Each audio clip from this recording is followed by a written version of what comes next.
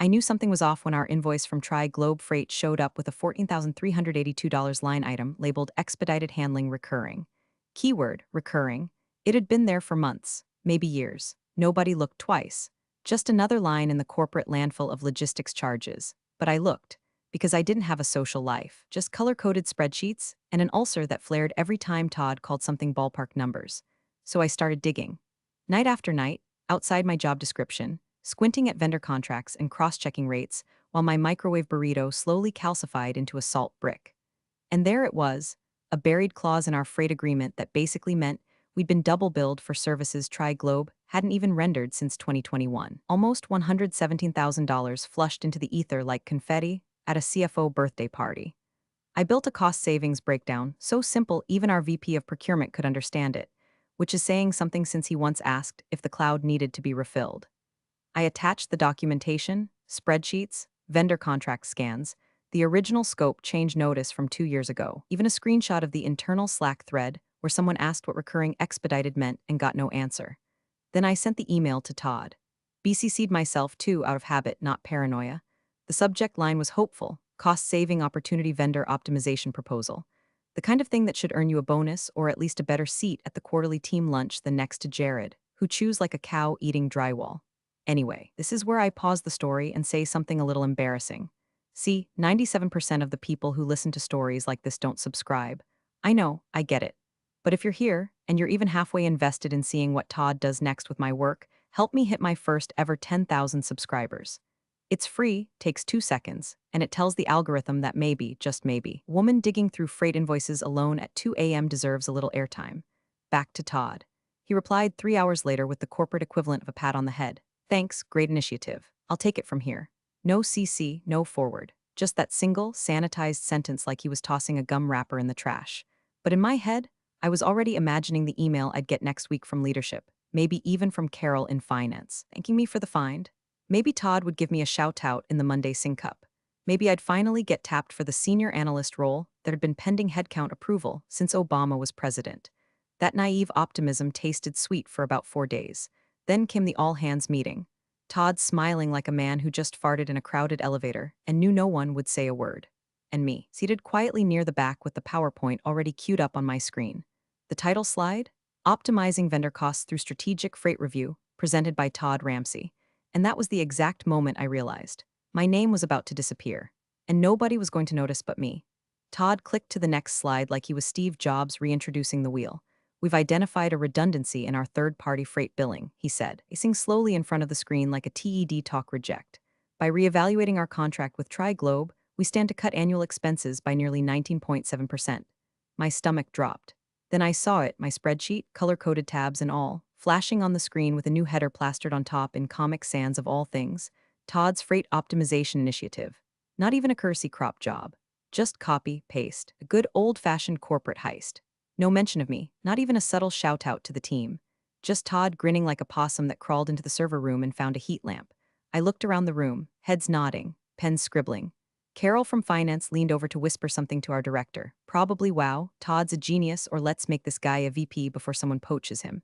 And I just sat there, frozen in my stupid ergonomic chair, gripping my coffee like it might keep me from screaming. It wasn't just that he took it. It was how he took it, like it had always been his. Like I never spent 2 weeks bleeding over vendor audits while he was off networking at a golf retreat. Like I didn't warn him last quarter that Globe's invoice language was shady. One of the interns, Derek I think, turned to me after the meeting and said, "Pretty sick stuff, huh? Todd's on another level." Yeah, another level of hell maybe. After the clapping died down, Todd made some comment about synergy through strategic oversight and invited questions. Nobody had any. They were too busy basking in the glow of someone else's work, my work. He even wrapped the presentation with a tone-deaf little joke. Sometimes the best solutions are hiding in plain sight, you just have to be willing to dig through the dirt. Then he winked. Winked. I don't even remember walking back to my desk. I just remember sitting there, staring at the blinking cursor on my screen like it owed me answers. The email? Still in my outbox, time-stamped, documented, but in that moment it didn't matter. I wasn't paranoid. I wasn't oversensitive. I was disposable. Just the invisible gear Todd needed to spin once so he could launch himself to the next rung. That's when it hit me. This wasn't some oversight. This wasn't a slip of the tongue in a high-pressure meeting. This was premeditated, and I'd just become the body he stepped over to get to the top. It was a Thursday just after lunch, right when the office is quiet enough to hear your own career die. I got a calendar invite from HR. Quick sync conf RMB. No subject, no context. Just that passive-aggressive tone HR adopts when they're about to tell you your badge no longer works. I walked in, still holding my coffee, and there they were. Todd in his salmon-colored power casual button-up, and Dana from HR, smiling like someone rehearsing for a hostage negotiation. Thanks for joining us, Dana said, gesturing to the chair like it was a throne and not a folding death sentence. Todd didn't meet my eyes. His laptop was open, a legal folder in front of him. We wanted to have a quick chat about some departmental shifts, he started, using that oily voice he saves for networking events and performance reviews. Dana jumped in. As part of our Q3 strategic refocus, we've evaluated roles and responsibilities across the org. Unfortunately, we've determined that your position is no longer aligned with the department's evolving priorities. I blinked. Aligned? Todd cleared his throat. You've been incredibly diligent, of course. Your attention to detail has been truly appreciated. He said it like he was tossing a bone to a dog he just put down. But we're moving in a different direction. Then he slid the folder across the table like it was a party favor. Inside, a termination letter, severance package, a vague NDA, and a 1-month salary check that felt more like hush money than compensation. I looked up at him, finally. His face was blank, but his eyes said it all. Don't make this messy. He was already halfway out the door mentally, probably picturing himself in a corner office with glass walls and a standing desk. I stared at the papers, at my name spelled correctly for once, at the cold finality of it. I couldn't even feel the full punch of it yet, just numb static, like I was watching someone else's career implode in 1080p. But then I remembered. The email, the original email. BCC'd to my personal Gmail, timestamped, subject line, attachments, all of it. The spreadsheet, the audit, the Tri-Globe contract notes, the PDF with my damn initials on the footer. It was all still sitting there in my inbox like a loaded gun I'd forgotten I owned. I looked at Todd and smiled, actually smiled. He blinked, confused. I signed the termination letter with a pen they provided, stood up and thanked them both like a southern housewife at a funeral, polite, but hollow enough to rattle. And as I walked out of conference room B, folder in hand, that numb fog in my chest began to burn off. What replaced it? Fuel. That night I didn't cry, didn't rage, didn't pour myself a pity whiskey and throw on some breakup ballads like I'd done when my last boyfriend ghosted me after a weekend at his mom's.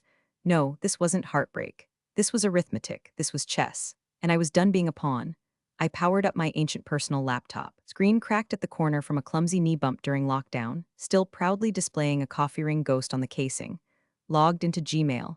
Typed Todd proposal into the search bar. There it was. August 17th, 8:42 a.m. Subject, cost-saving opportunity vendor optimization proposal attachments. Vendor audit 2021. XLSX, Tri-Globe contract review PDF. Freight cost breakdown PPTX. I opened it like a time capsule. One sent from a version of me that still believed hard work had its own gravity. There were my notes, clean and obsessive. There were the highlighted clauses in the freight contract, the historical overcharge pattern I'd charted out month by month. I even attached a mock pitch deck with bullet points Todd later read verbatim in that meeting. I felt nauseous all over again, this time not from betrayal, but from the sheer weight of evidence I was now holding. Then I remembered Slack. I scrolled back through the company archive I'd saved before they revoked my access. Thank you, reflexive paranoia. Found the thread in Hash Ops talk from 3 days before Todd's presentation, where I mentioned the recurring billing anomaly. A handful of emoji reacts. Todd replying, interesting, we should dig into that. No follow-up. No credit. Screenshotted it, all of it. I renamed the files with the precision of a crime scene archivist. 01 original proposal, email PDF. 02 Slack thread backdate proof PNG. 03 attachments cost analysis suite zip. 04 termination letter signed PDF. Then I backed them up to my Google Drive. Dropbox. OneDrive. External USB. Hell, I even uploaded them to a dummy Twitter draft in case everything else failed. Redundancy wasn't paranoia anymore. Protocol? And as I sat there in the blue glow of my laptop, something shifted. The despair that had been hounding me like a junkyard dog all day curled up and died. This wasn't just a file. It was a fuse. I didn't know when I'd light it. Not yet. But I would, not out of revenge. I wasn't interested in petty flame wars or office gossip. Todd's punishment wasn't going to be a rumor whispered in break rooms. It was going to be documented, measured, and visible. Because justice, when done right, doesn't scream. It records. The next morning, I woke up before my alarm. No groggy stumble to the coffee machine. No morning doom scroll. Just sat up in bed with the clarity of someone who's finally stopped waiting to be rescued and started looking for matches. I wasn't going to waste my evidence on HR. HR existed to keep the company out of lawsuits, not to protect employees. It already helped Todd roll me out like expired printer paper. But the CFO, now that was a different animal.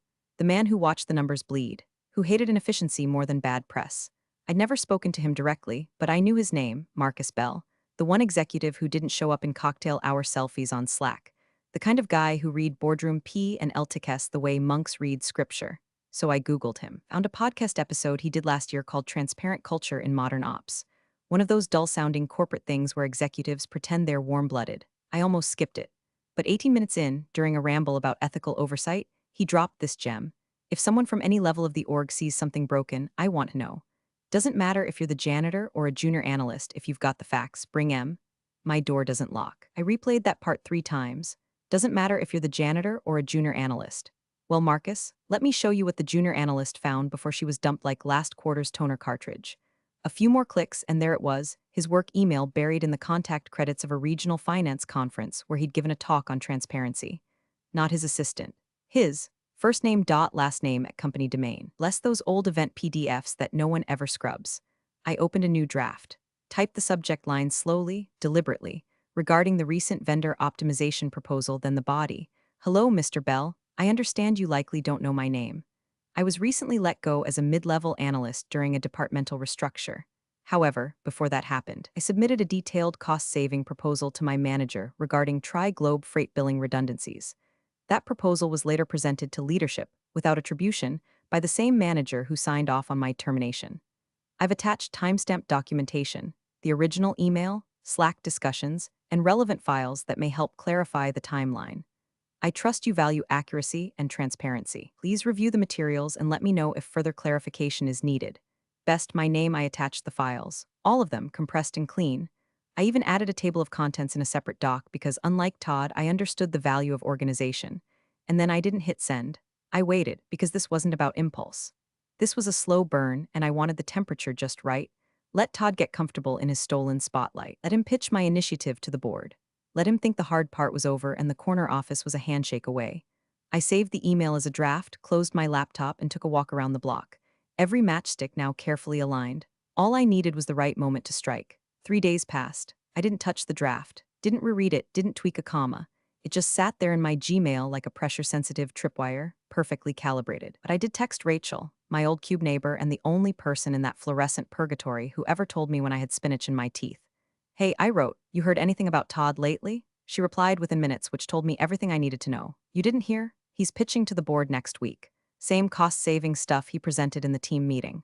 Rumor is he's gunning for VP of Ops, VP of Operations. Man who once asked me if Net 30 was a software. I stared at the screen for a full minute. Then I smiled, but not with my mouth. It was deeper than that. Something in my chest clicked into place like a key turning.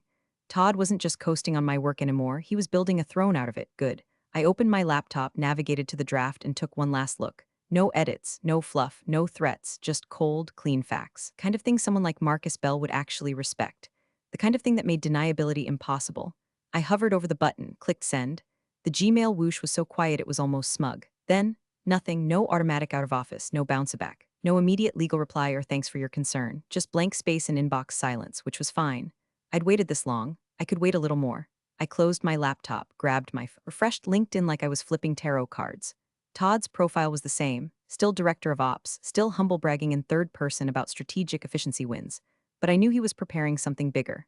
I imagined his little PowerPoint deck full of my slides, my graphs, my words, and his name at the bottom in bold Arial, like a liar's signature. He had no idea that his promotion pitch now came with an attached case file. I checked my email. Nothing.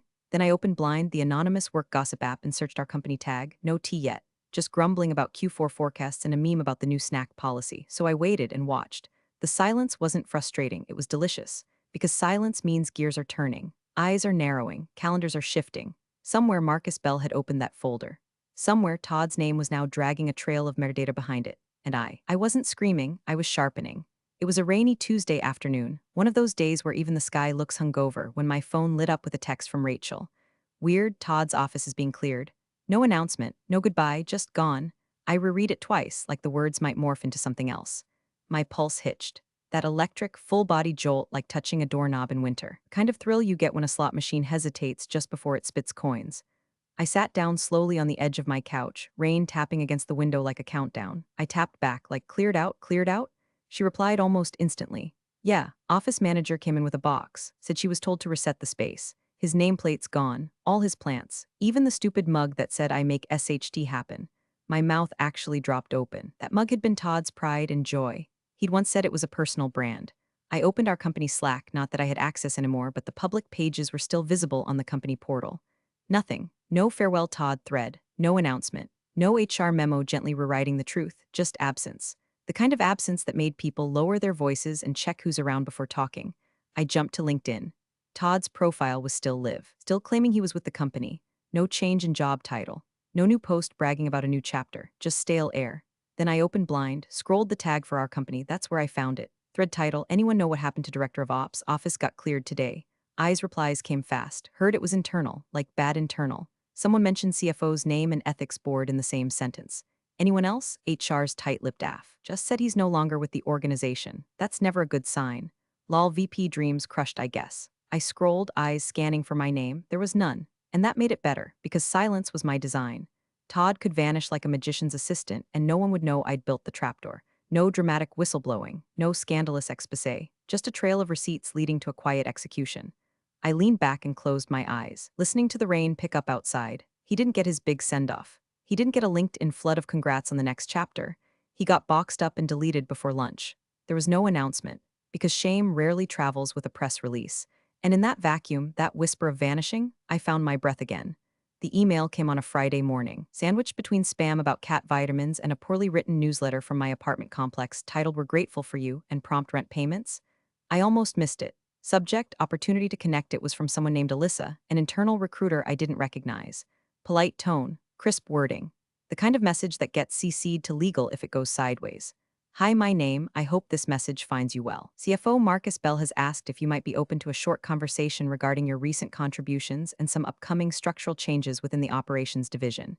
Please let me know if you're available early next week for a brief call. Best, Alyssa M. Internal talent acquisition. I read it once. Then again, not would you like to apply, not interview for a role. No, Marcus Bell wants to speak with you. For the first time in weeks, I allowed myself a grin, small, private. The kind you give yourself in the mirror when the long game starts to pay off. I waited 2 days before replying, not because I was playing games, but because I could.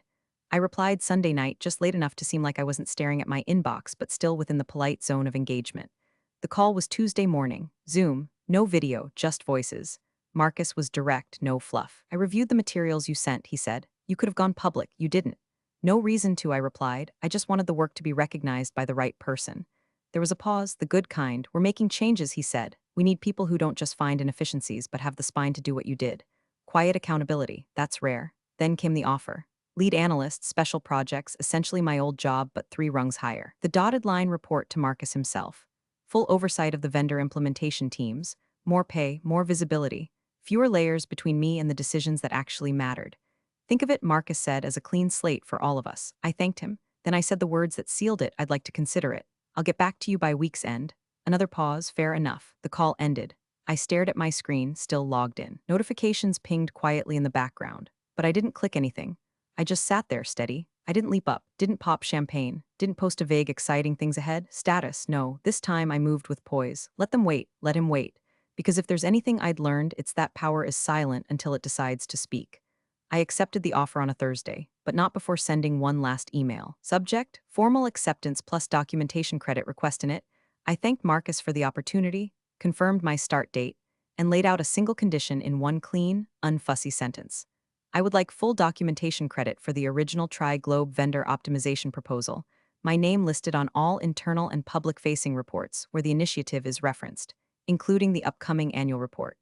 I didn't over-explain, didn't sweeten the request, just planted the flag.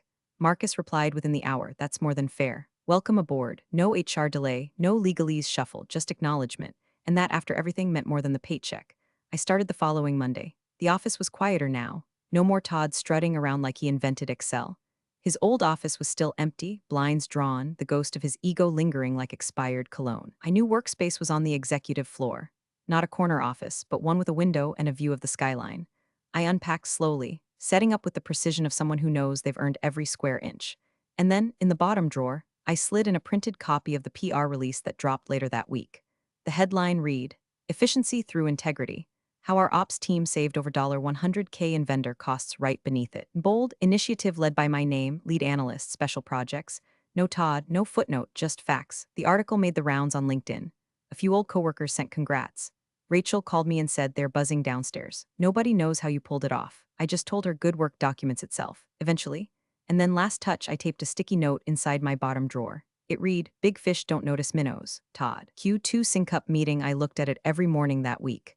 Not for revenge, for measurement, because now I knew what it cost to be quiet, what it cost to be erased. And now, that cost was finally accounted for, in full. Thanks for watching, you cubicle warriors. Hit that subscribe button. Unless you're my old boss, then you're on your own. Revenge of the coffee pot strikes again.